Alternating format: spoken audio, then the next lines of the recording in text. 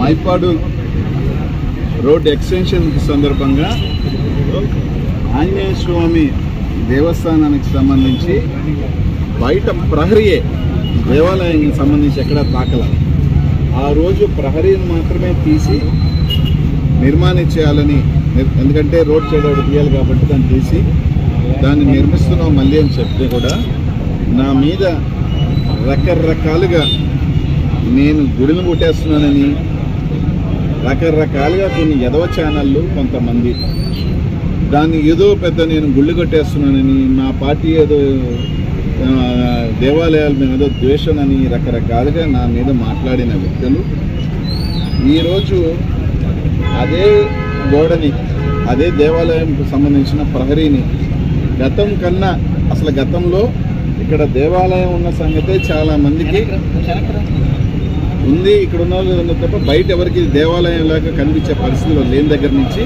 ఈరోజు మీరు ప్రహరీ తీసుకుంటే ఎంత అద్భుతంగా రోడ్డుకి వెడల్పుగా నీట్గా దీన్ని కట్టడం జరిగింది.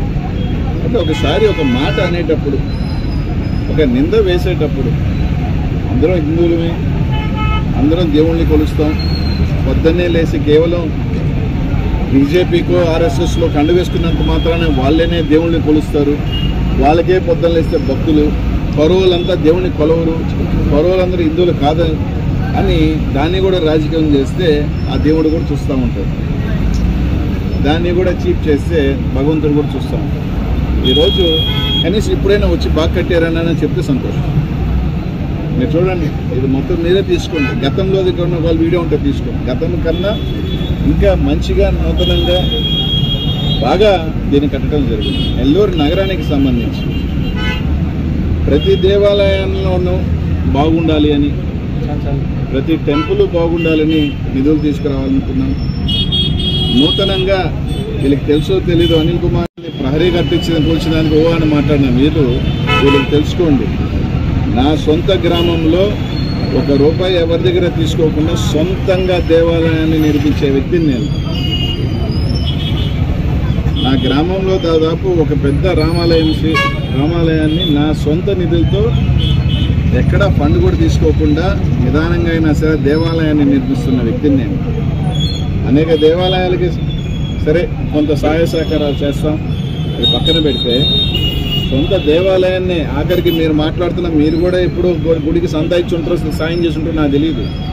మాట్లాడేటప్పుడు ఒకసారి నిందలేసేటప్పుడు అవతల వ్యక్తి మనోభావాలు దెబ్బతింటాయి. అలా కాకుండా ఎందుకు జరుగుతుంది, దాన్ని ఏం చేస్తున్నారో ఆలోచన చేయకుండా వచ్చి మాట్లాడేస్తే టీవీలో రోజంతా వేస్తారు, ఆ రోజంతా టీవీలో వేసుకుని ఆ రాష్ట్రం అంతా గబ్బు కొట్టించేస్తారు. ఎందుకంటే తర్వాత వేయరు కదా, మీకు కూడా జబ్బు ఉంది, వాళ్ళు కూడా చూపిస్తారు కానీ నీట్గా కట్టేరే అప్పుడు ఇలా చేసుకుంది దాన్ని మళ్ళీ ఏమైనా చేస్తాంటే ఏమో బురద తీసి బట్ట కలిసి లోపల చేస్తే అయిపోయింది మా పని. తర్వాత కరెక్షన్ ఇది కదా, ఎందుకంటే అనిల్ కుమార్ యాదవ్కి గతంలో నోటీస్ ఇచ్చిందే చెప్పారు, అనిల్ కుమార్ యాదవ్ మీద కేసు కట్టలేదు, అనిల్ కుమార్ యాదవ్ మీద కేసు నిరూపణ చేయలేకపోయారని మాత్రం రాయరా మీరు, అది రాయరు మీరు. ఏంటంటే అట్లా ఉంటాయి అన్నమాట. కాబట్టి చాలా సంతోషం. ఈరోజు ఆంజనేయ స్వామి గోడని ప్రహరీ సుందరంగా నిర్మించుకున్నాం. ఆంజనేయ స్వామి ఆశీస్సులు ఎప్పుడు మాకుంటాయి, మాకే కాదు నెల్లూరు నగర ప్రజలందరికీ కూడా మంచి జరగాలని చెప్పి ఇక్కడికి వచ్చి మా మీద మాట్లాడిన వాళ్ళు కూడా మంచి జరగాలని చెప్పి ఆంజనేయ స్వామి వాళ్ళకి బుద్ధి జ్ఞానం ఇవ్వాలని, మంచి ఆలోచన ఇవ్వాలని ఆంజనేయ స్వామిని వేడుకుంటూ వాళ్ళకి కూడా మంచి జరిగి వాళ్ళ